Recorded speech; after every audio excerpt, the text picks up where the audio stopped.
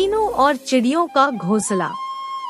एक समय की बात है, टीनू नाम की लड़की थी जो स्कूल में दिए गए कार्यों में बड़ी रुचि रखती थी। इस साल टीनू के स्कूल में गर्मी की छुट्टियां पड़ने से पहले उसकी टीचर ने सभी को विभिन्न पक्षियों के चित्र दिखाकर चिड़िया पर निबंध लिखने के लिए कहा था। सभी बच्चों को स्कूल खुलते ही निबंध टीचर को दिखाना था। पक्षियों की रंग-बिरंगी किताब टीनू को बहुत पसंद थी। जब टीचर ने बताया कि उन पर निबंध लिखना है और सबसे अच्छा लिखने वाले को इनाम में वह किताब मिलेगी, तो टीनू खुश हो गई। टीचर ने सभी पक्षियों से जुड़ी कुछ कहानियां भी बच्चों को सुनाईं। उसके बाद स्कूल की गर्मियों की छुट्टियां पड़ गई। यूं तो टीनू हर साल अपनी गर्मी की छुट्टियां बिताने के लिए कहीं न कहीं जाती थी, लेकिन इस साल की छुट्टियों में टीनू रोज पास के ही बगीचे में जाकर पक्षियों और उनके घोंसले देखने लगी। उस बगीचे में गोरैया, दर्जन, लवा जैसे बहुत से पक्षी आते थे। टीनू बगीचे में आने वाली हर चिड़िया को पहचानने की कोशिश करती और उन्हें गौर देखती रहती। टीनू देखती थी कि हर चिड़िया एक एक घास, पत्ती, पंख आदि को जोड़कर कैसे अपना घोंसला बना रही है।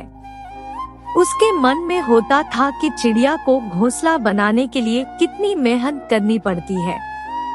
टीनू चाहती थी कि वो किसी तरह से उन पक्षियों की मदद करे। एक दिन टीनू ने देखा कि पास के बगीचे में बदमाश लड़कों ने लवा चिड़ियों का घोंसला तोड़ दिया है। टीनू को यह देखकर बहुत दुख हुआ। उसने सोचा कि क्यों न मैं इनके लिए खुद एक दो घोंसले बना दूं।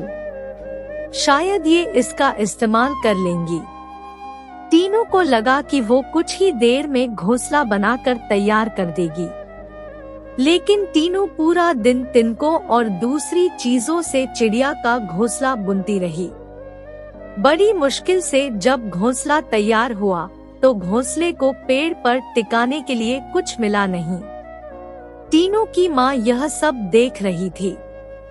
तभी टीनू ने माँ को बताया, देखिए ना माँ, मैंने चिड़िया के लिए एक घोंसला बनाया है, मगर यह उतना सुंदर नहीं है जितना चिड़िया बनाती है।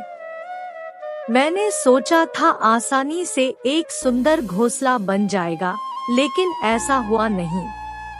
यह घोंसला अंदर से काफी कठोर बन गया है। क्या आप इसे मुलायम बना देंगी? किसी तरह से टीनू की माँ ने उस घोंसले को थोड़ा ठीक किया। उसके बाद टीनू ने उस घोंसले को धागे की मदद से पेड़ पर टिका दिया। अब बगीचे में बैठकर टीनू लवा पक्षी के आने का इंतजार करने लगी। वो पक्षी बगीचे में आए तो, लेकिन टीनू द्वारा बनाया गया घोंसला उन्होंने इस्तेमाल नहीं किया। टीनू के साथ उसकी माँ भी बगीचे में आई थी। उसने टीनू को उदास देखकर कहा, तुम परेशान मत होना, अभी चिड़िया घोंसले पर आ जाएगी। तभी एक लवा पक्षी ने आकर टीनू द्वारा बनाए गए घोंसले को तोड़ दिया। अब टीनू ने मुंह लटका लिया। तब उसे उसकी माँ ने समझाया कि तुम्हें दुखी नहीं होना चाहिए। देखो, तुम्हारे द्वारा इस्तेमाल की गई चीजों से ही लवा पक्षी अपने लिए घोंसला बना रहे हैं। हो सकता है कि इन्हें दूसरों का बनाया हुआ घोंसला पसंद नहीं आता हो। दुखी मन से टीनू ने कहा, माँ, मैं अपने स्कूल के निबंध में यह सब कुछ लिखूंगी। कुछ देर बाद टीनू ने कहा, माँ, आपने देखा कि लवा पक्षी अपना घर झाड़ियों में बना रहे हैं। जवाब में टीनू की माँ बोली, हाँ बेटा, मैंने सुना था कि लवा पक्षी अपना घोंसला किसी के घर के रोशनदान या पेड़ पर ही बनाते हैं। आज यह नई बात पता चली है। कुछ और दिनों बाद टीनू ने लवा पक्षियों के बारे में एक और बात जानी कि वो सीधे उड़कर अपने घोंसले में नहीं जाते। घोंसले से कुछ दूर ठहरकर इधर-उधर कूदते हुए वो अपने घोंसले तक पहुंचते हैं। ताकि किसी को उनके घोंसले का पता न चले। थोड़े ही दिनों में स्कूल की गर्मियों की छुट्टियां खत्म हो गई। तीनों ने स्कूल जाकर लवा पक्षी के बारे में लिखा और निबंध प्रतियोगिता जीत ली। इनाम में मनपसंद चिड़ियों वाली किताब मिलने पर तीनों खुश हो गई। प्रतियोगिता जीतने के बाद भी तीनों रोज चिड़ियों की चहचहाहट सुनने के लिए उस बगीचे में जाकर घंटों बैठती है, मानो उसकी चिड़ियों के साथ दोस्ती हो गई हो। कहानी से सीख।